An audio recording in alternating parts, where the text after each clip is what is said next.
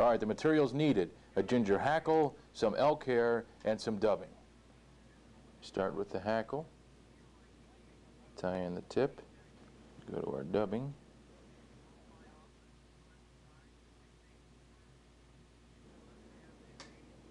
Again, we want to try to taper the body, and we just wrap it forward.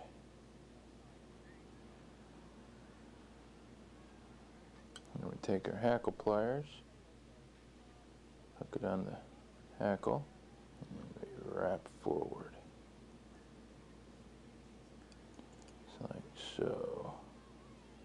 And we take our elk hair, we take the hair stacker, we take our hair, put it inside there like that, give it a few bangs, and it should be even in the ends now. There it is. Put it up there like that,